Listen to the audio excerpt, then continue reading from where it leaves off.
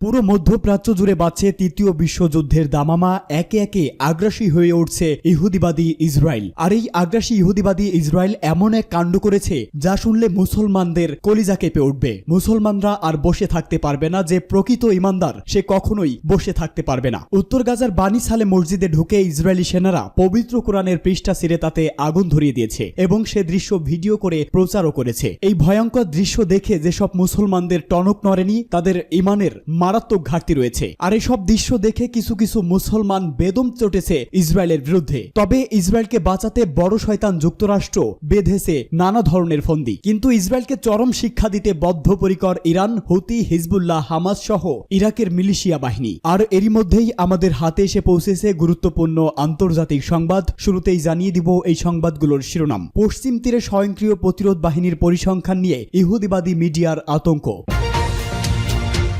এরপরেই জানাবো কাউকে বেছে নিতে বাধ্য নয় তুরস্ক, বলছে এরদোয়ান। পরেই জানিয়ে দিব ইহুদিবাদী ইসরায়েলকে কঠোর শাস্তি দেওয়ার হুঁশিয়ারি হুতি বাহিনীর। এরপরেই জানাবো প্রায় 1 থেকে 1.5 লাখ যোদ্ধা নিয়ে ইসরায়েলের ভূখণ্ডে হামলা করতে প্রস্তুত হিজবুল্লাহ। এবং সর্বশেষ জানিয়ে দিব আত্মঘাতী ড্রোনের কার্যক্ষমতা পর্যবেক্ষণ করল কিম। শুনছিলেন সংবাদ শিরোনাম, এবারে বিস্তারিত। তবে তার আগে আপনি যদি ইসরায়েলের ভূখণ্ডে ইরান, হিজবুল্লাহ সহ সকল প্রতিরোধ বাহিনীর হামলাকে সমর্থন করে থাকেন তাহলে কমেন্টস বক্সে ইয়েস লিখে জানিয়ে দিন আপনার মতামত। আর যদি ইসরায়েলকে দৃঢ়তার সঙ্গে ঘৃণা করে থাকেন তাহলে ভিডিওটিতে একটি লাইক দিয়ে সম্পূর্ণ ভিডিও দেখার অনুরোধ রইল। পশ্চিম তীরে স্বয়ংক্রিয় প্রতিরোধ বাহিনীর পরিসংখ্যান নিয়ে ইহুদিবাদী মিডিয়ার আতঙ্ক।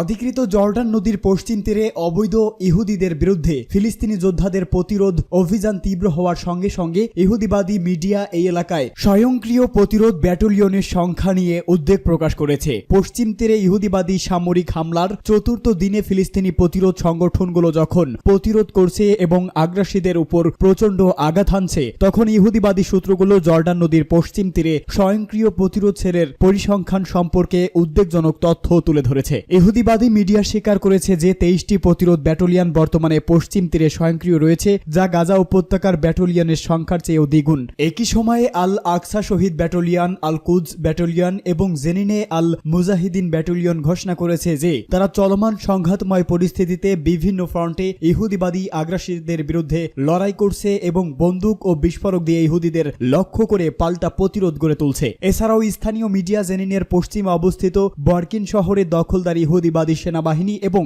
ফিলিস্তিনি প্রতিরোধ যোদ্ধাদের মধ্যে তীব্র সংঘর্ষের খবর পাওয়া গেছে। গত সপ্তাহে ইহুদিবাদী সেনাবাহিনী পশ্চিম তীরের উত্তরাঞ্চলীয় এলাকাগুলোতে তাদের ব্যাপক অভিযান শুরু করার ঘোষণা দেয় এবং এসব অভিযানে বেশ কয়েকজন ফিলিস্তিনি শহীদ ও আহত হয়। এসব এলাকার অবকাঠামোগত কিছু স্থাপনা ইহুদিবাদী শাসক গোষ্ঠীর সৈন্যরা ধ্বংস করে দিয়েছে। ইউরোপীয় ইউনিয়ন বা সাংহাই কোঅপারেশন অর্গানাইজেশনের মধ্যে কাকে বেছে নেবে তুরস্ক, এ নিয়ে নানা সময় প্রশ্নের মুখে পড়তে হয় তুরস্কের প্রেসিডেন্ট রিসেপ তাইয়েপ এরদোয়ানকে। তবে তুরস্ক যে নির্দিষ্ট কাউকে বেছে নিতে বাধ্য নয় তা স্পষ্ট করে জানিয়ে দিয়েছেন তুর্কি প্রেসিডেন্ট। ইস্তাম্বুলের নেভাল ওয়ার কলেজ কমেন্সমেন্ট এবং পতাকা হস্তান্তর অনুষ্ঠানে যোগ দিয়ে সব কথা বলেন এরদোয়ান। তিনি বলেন, প্রাচ্যের স্বার্থে আমাদের সম্পর্ক জোরদার করার সময় আমরা পশ্চিমাদের সাথেও আমাদের গভীর মূল সহযোগিতাকে এগিয়ে নেওয়ার উপায় খুঁজছি। এই সংস্থাগুলোর সাথে আমাদের সম্পর্ক গড়ে তুলতে হবে জয়ের ভিত্তিতে। নিজেদের অধিকার ও সাইপ্রিয়টদের অধিকার লঙ্ঘনের বিষয়ে জোর দিয়ে এরদোয়ান বলেছে। তিনি বলেন, আমাদের এবং যাদের সাথে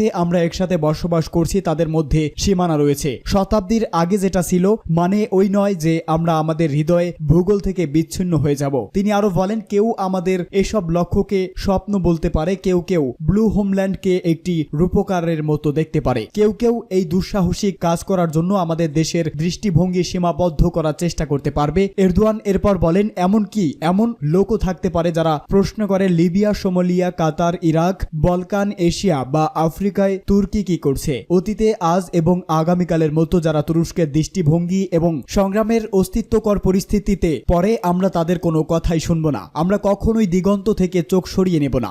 ইসরায়েলকে কঠিন হুঁশিয়ারি দিয়েছেন ইয়েমেনের হুতি বাহিনী। ইসলামী প্রতিরোধ গোষ্ঠীগুলো ইসরায়েলকে উপযুক্ত জবাব দেওয়ার জন্য প্রস্তুতি নিচ্ছে, যা সময়ের প্রেক্ষিতে ব্যাপক হামলা হবে বলেও হুঁশিয়ারি দিয়েছে ইয়েমেনের হুতি আনাসরুল্লাহ নেতা আব্দুল মালিক আল হুতি। তিনি বলেন, ইহুদিবাদী যুদ্ধবাজ ইসরায়েল সব ধরনের আন্তর্জাতিক আইন ও বাধ্যবাধকতা লঙ্ঘন করেছে এবং এর অপরাধী সরকার কোনো মৌলিক নীতিমালার প্রতি শ্রদ্ধাশীল নয়। তাই ইসরায়েলের সঙ্গে কোনো আপোষ হবে না, ইসরায়েলকে ডিরেক্ট ধ্বংস করা হবে। ইয়েমেনের টেলিভিশনে জাতির উদ্দেশ্যে দেওয়া এক ভাষণে আল হুতি এই মন্তব্য করেন। তিনি বলেন, ইসরায়েল এমন এক শত্রু যার সঙ্গে কেউ শান্তি স্থাপন করতে পারে না, কারণ এটি সব ধরনের রেড লাইন এবং সকল নিয়মনীতি ও আইন একের পর এক লঙ্ঘন করে যায়। গত বছরের 7 অক্টোবর গাজা উপত্যকা ইসরায়েলি গণহত্যা শুরু হওয়ার পর থেকে লোহিত সাগরে ইসরায়েলগামী জাহাজে হামলা চালিয়ে আসছে হুতি আনাসরুল্লাহ। যতদিন গাজা ইহুদিবাদী পাশবিকতা চলবে ততদিন এই হামলা বন্ধ করা হবে না বলেও প্রত্যয় জানিয়েছে হুতিরা। আব্দুল মালিক আল হুতি বলেন, উত্তর গাজার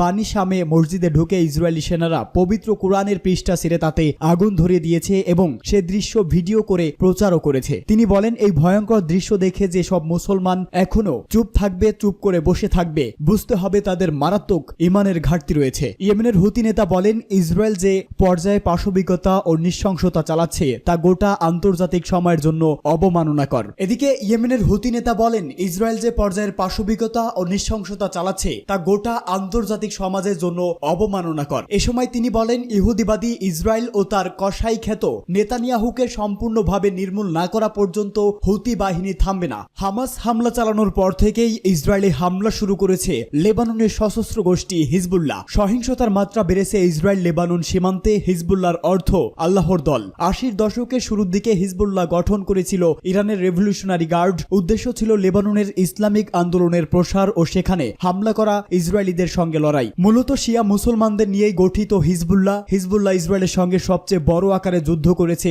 2006 সালে। ইসরায়েলের সঙ্গে 34 দিনে সেই যুদ্ধে লেবাননে 1125 এর বেশি মানুষের মৃত্যু হয়, যাদের বেশিরভাগ ছিল সাধারণ নাগরিক। বিপরীতে ইসরায়েলের মৃত্যু হয়েছিল 164 জনের, যাদের বেশিরভাগই ছিল সেনা। এরপর থেকে নিজেদের সক্ষমতা বৃদ্ধি করেই গেছে গোষ্ঠীটি। 2012 সালে সিরিয়ার প্রেসিডেন্ট বাশার আল আসাদকে সুন্নি বিদ্রোহীদের মোকাবেলায় হিজবুল্লাহকে নিয়োগের পর তাদের সামরিক সক্ষমতা বেড়েছে বলে জানাচ্ছে বার্তা সংস্থা রয়টার্স। ইসরায়েল ও হিজবুল্লাহর মধ্যকার সংঘাত যদি শেষ পর্যন্ত পুরোদস্তুর যুদ্ধের দিকেই গড়ায়, সেই সম্ভাবনার কথা মাথায় রেখে দেখে নেওয়া যেতে পারে তাদের সামরিক শক্তি আসলে কতটা। কোন দেশের রাষ্ট্রীয় বাহিনী না হয়েও বিশ্বের সবচেয়ে আধুনিক অস্ত্র সম্ভরে সজ্জিত সামরিক শক্তিগুলোর অন্যতম হলো হিজবুল্লাহ। এরকম বাহিনীগুলোর মধ্যে তারাই সবচেয়ে শক্তিশালী এবং তাদের টাকা পয়সা ও অস্ত্রশস্ত্র যোগায় ইরান। হিজবুল্লাহর প্রধান শেখ হাসান নাসরুল্লাহর দাবি অনুযায়ী তাদের প্রায় 1 লাখ যোদ্ধা আছে, যদিও বিভিন্ন নিরপেক্ষ সূত্র ওই সংখ্যাটি 20 থেকে 50 হাজারের মধ্যে বলেও জানায়। হিজবুল্লাহর এই সদস্যরা সামরিক প্রশিক্ষণ প্রাপ্ত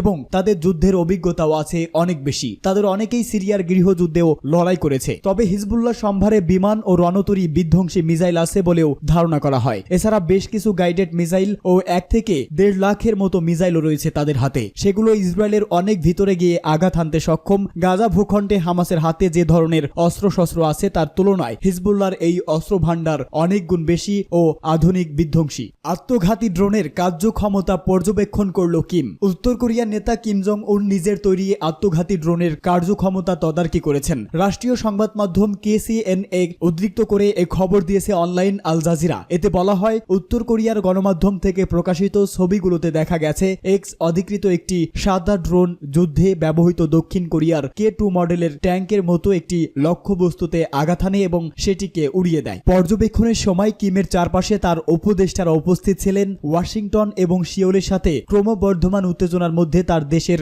সামরিক বাহিনীকে আধুনিকরণ এবং তাদের অস্ত্রের সক্ষমতা বিকাশের নির্দেশ দেন কিম। KCNA জানিয়েছে, উত্তর কোরিয়ার এই নেতা দেশটির ডিফেন্স সায়েন্সের ড্রোন ইনস্টিটিউট পরিদর্শনে আত্মঘাতী ড্রোনের কার্যক্ষমতা পর্যবেক্ষণ করেছিলেন। সেই পর্যবেক্ষণ শেষে কিম সংশ্লিষ্ট কর্মকর্তাদের সামরিক বাহিনীকে আরও সুসজ্জিত করার নির্দেশ দেন। সেখানে তিনি সামরিক প্রযুক্তি এবং আধুনিক যুদ্ধে বৈশ্বিক যে প্রবণতা রয়েছে তাতে ড্রোনের গুরুত্বপূর্ণ উল্লেখ করেছেন। পর্যবেক্ষণ অনুষ্ঠানে কিম আরও বলেন, বেশি আত্মঘাতী ড্রোনের উৎপাদন বাড়ানোর নির্দেশ দেন। তিনি পদাতিক বাহিনী এবং বিশেষ অপারেশন ইউনিট দ্বারা ব্যবহৃত বিস্ফোরক ড্রোন, পুনরুদ্ধার এবং বহু উদ্দেশ্যমূলক আক্রমণকারী ড্রোন এবং পানির নিচে আত্মঘাতী হামলা ড্রোন সহ বিভিন্ন সামরিক সরঞ্জাম উৎপাদনের আহ্বান জানান। যুক্তরাষ্ট্র এবং দক্ষিণ কোরিয়ার সামরিক বাহিনী উত্তর কোরিয়ার বিরুদ্ধে তাদের সম্মিলিত ক্ষমতা বাড়ানোর লক্ষ্যে একটি বড় আকারের মহড়া পরিচালনা করার সময় এই ড্রোন পরীক্ষা পর্যবেক্ষণ করলেন কিম জং উন।